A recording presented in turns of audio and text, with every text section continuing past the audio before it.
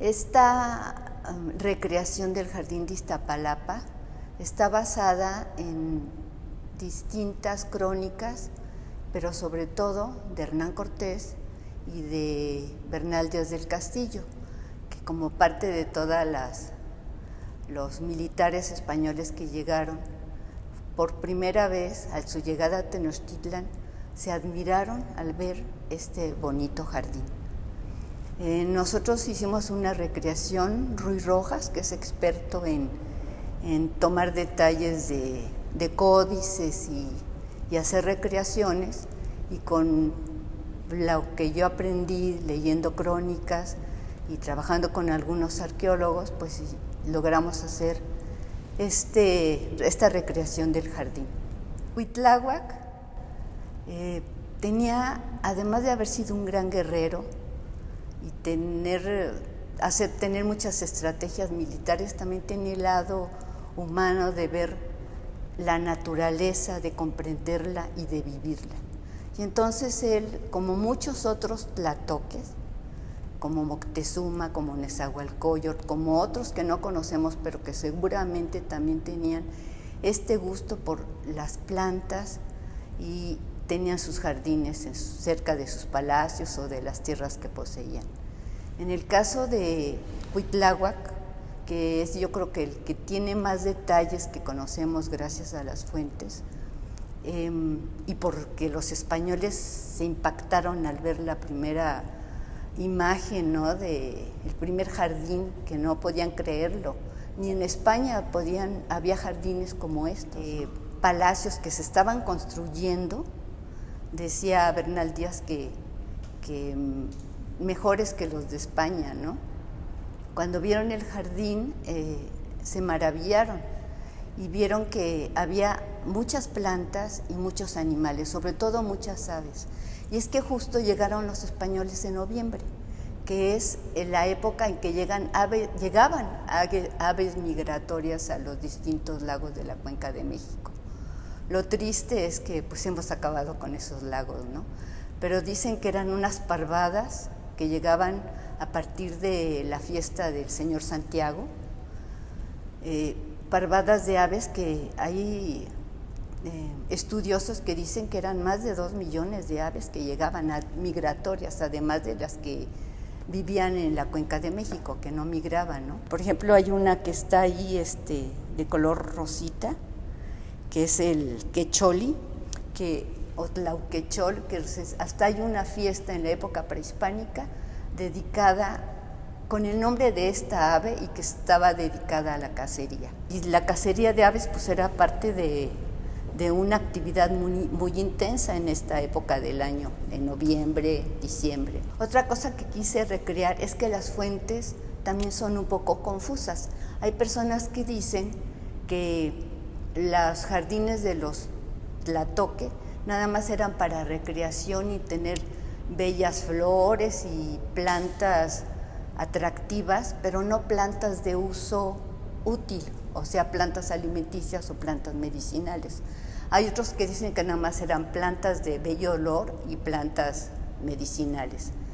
Pero hay otros que dicen que, y en eso fue lo que quisimos poner aquí, por eso hay en la parte de arriba, hay maíces, no hay se intentó hacer un lugar donde sembraban maíz, calabaza y frijol, ¿no? Entonces se quiso poner en esa parte de arriba porque también los alimentos eran importantes para todo mundo, ¿no?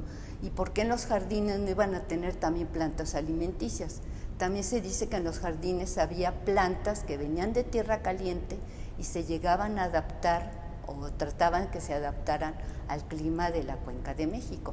Por eso una de las otras imágenes que pusimos fue esta que está en medio, que es una ceiba. También los demás sí son árboles y plantas medicinales que hubo en la Cuenca de México. Entre ellos tenemos, por ejemplo, el ahuehuete, que es este que está acá, ¿no? El que tiene los frutitos amarillos es un zapote blanco, que también es de la Cuenca de México, y atrás de mí hay unos con puntitos chiquitos que son unos capulines, son plantas, árboles frutales de la Cuenca de México. Entonces en este jardín se conjugan la fauna y flora útil y también para la recreación, porque también se sembraban muchas flores, es una de las cosas que admiraron los Bernal Díaz, sobre todo diciendo que habían con un fino olor, ¿no? Como el caso de la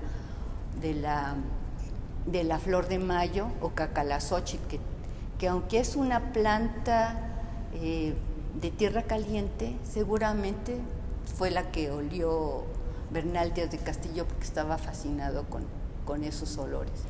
Y es que había fiestas en la época, en el calendario ritual, en que los señores se dedicaban a oler las plantas y era parte de, pues yo creo que entre la convivencia entre la parte natural y la parte cosmogónica, ¿no? Porque pues las plantas de alguna manera son el regalo de los dioses para los seres humanos.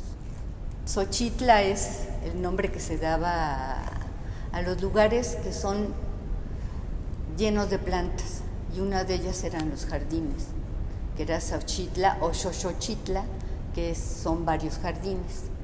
Y pues sí, hubo varios jardines, no nada más ¿no? Sino, como ya dije, el de Nezahualcóyotl o los de Moctezuma, pero también había en el estado, en lo que es el estado de Morelos, también había otros jardines, en donde también se llevaban plantas de lugares muy calientes y se adaptaban allí, y de ahí probablemente llegaban después a la Cuenca de México. Yo creo que el jardín de Iztapalapa también tenía una connotación religiosa en relación al cerro, porque en el Cerro de la Estrella también había ceremonias como la del Fuego Nuevo, pero había otras, no nada más la del Fuego Nuevo, sino también al agua y al fuego en sí. También para pedir la lluvia, había ceremonias seguramente para pedir la lluvia, como había en todos los cerros que rodean la Cuenca de México. A eso Joana Broda le ha llamado una geografía sagrada, y el Cerro de la Estrella es parte de esa geografía sagrada. Y los jardines que necesitaban ser regados, que tenían eran una expresión de la naturaleza pródiga, digamos.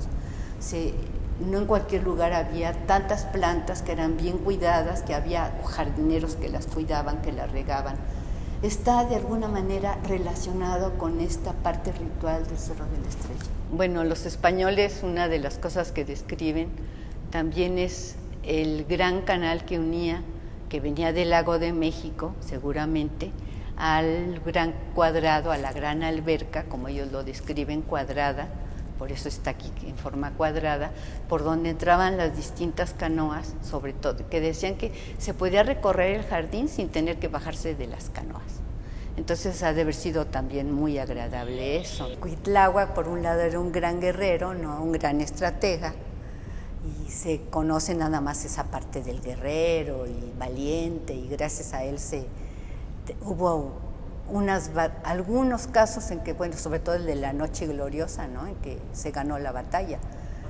Pero está esta otra parte de que es un hombre amante de la naturaleza, un hombre normal que también le gustan las plantas, le gustan los animales, ¿no? Y entonces por eso recrea este jardín.